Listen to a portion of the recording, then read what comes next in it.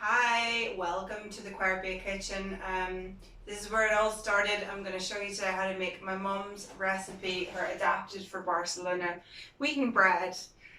So let's get started, okay? So first of all, I'm going to show you the wet ingredients. We're going to do a substitute, a buttermilk substitute, very simple. First of all, we want two Greek yogurts or natural yogurt. So just make sure it's sugar-free. Two yogurts, like the little pots. So there's about 125 grams in each. So this is 250 grams of natural yogurt. So I'm going to put that in the bowl here. You can use Greek, you can use natural, you can also use fat-free if you want to cut down on some of the fat. But I think Greek yogurt gives it adds a nice butteriness to it. And next, you want to add some whole milk, some fresh milk. You can also use semi-skimmed if you want. This is 1 cup, okay? And if you want to do it in milliliters, 150 milliliters. Okay, so I'm going to put this in here as well. And then we're going to have, this is for my dry ingredients. First of all, I'm going to put in 3/4 of a cup of rolled oats, okay? Pinhead oats, rolled oats, whatever you can get in there. Now with this cup, I'm going to measure up my oil. So we want 1/4 of a cup of oil. This is going to go in my wet mixture, okay? This is sunflower oil or vegetable oil. So first of all, I'm going to whisk together my yogurt and milk. Get it nice and smooth and creamy, no lumps in there, okay? Followed by 1/4 of vegetable oil. Now with my cup, I'm going to also measure out the flour we're going to put in here. So I'm going to put 2 cups of brown flour, wheat flour, integral flour, whatever you want to use it that's brownish. So 1 cup. Okay, 2 cups in there. And then also one cup of normal plain flour, normal bread flour.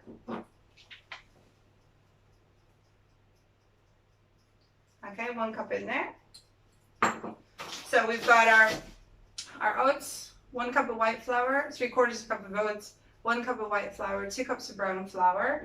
And one of the most important ingredients, this is why in the south of Ireland they call it Irish soda bread. We've got bicarbonate of soda. So you want to put 1 and 1/4 teaspoon, okay? Then we put some salt in as well. So the salt, we about 3/4 of a teaspoon of salt, okay? And finally, some sugar, balance out the salt, and then bicarbonate of soda. We've got 4 teaspoons going in there. Okay, lovely. And I'm just gonna shake that up loosely. I would recommend, we're going to be mixing this with a spoon, with a wooden spoon, but I recommend giving it a quick toss before with your fingers. So, wooden spoon. Next, we need to blend the butter into the flour. So, we've got some cold butter here. This is 60 grams of cold butter. If you don't have anything to weigh on, maybe like about 1/4 of a block of butter, okay? 60 grams of butter. And what I'm going to do is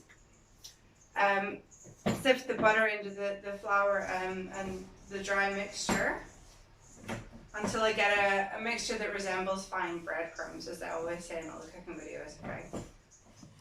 Okay, close-up time. So we're grabbing on the little bits of butter, rubbing them into the flour here. I can turn the bowl with my fingers as I go. It just helps me find all these little blobs of butter in the mixture. Okay, so I'm happy with that. I think all of the bits of butter are evenly distributed. Now I'm going to make a little well in the middle. Give my mixture a little stir up again. I'm going to pour it in. I'm going to keep a little bit back in the bowl just in case sometimes the mixture calls for less than it needs. So, and I'm just going to start turning my bowl, just gently turning my bowl, mixing in the wet and the dry ingredients. Whenever I feel like I've mixed all the way around the sides, I'm going to go into the middle and make sure I get everything out right from the bottom of the bowl, because you don't want any dry bits hanging around when you're turning it out onto the surface. So make sure it's nice and moist. Everything needs to come together. Yeah, that looks good. Okay, so I have my wheaten bread mix ready. I'm ready to roll. So I'm going to put a bit of wheaten flour on my surface, which I'm going to turn the dough out onto. And also, I recommend an earthenware bowl for putting in the oven for this. I'm going to lightly put a little bit of the brown flour on the bottom as well, just so it doesn't stick. It's easier to get out then later. Okay, so I'm going to put that over to the side here. So I've got enough flour on the surface. I'm going to turn the bread out. With this, it's better to use a spatula just because it's very, very sticky in the bowl. So I want to get all of the bread out, all of the dough mix in one nice big lump. So here we go. So I'm bringing the spatula around the sides of the bowl just to gather up all of the gorgeous wheaten dough. Here we go. Okay. That's great. So here it is. I'm going to put some flour on my hands for this because as soon as you start touching the dough, it's very wet and it's very sticky at this stage, okay? So rolling it around in my hands, I'll put a bit more on. This doesn't need a lot of kneading whatsoever. Literally just shaping it is enough. Try and make sure it doesn't have lumps. Okay? So bread is in my little cooking recipient. And then you want to take a big sharp knife, back of the sharp knife. We're going to cut a deep cross on each side. People say this is to let out the fairies or to let out the spirits or whichever one you believe in, right? So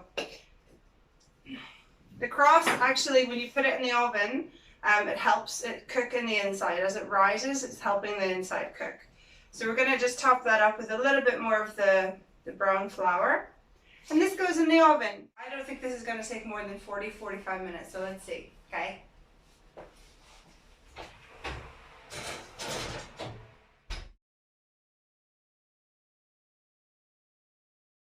Hi guys, look what I just took out of the oven. So, how can you tell when it's cooked? When it's baked through, you drive a little sharp knife right in the middle and take it out. You go perfectly dry.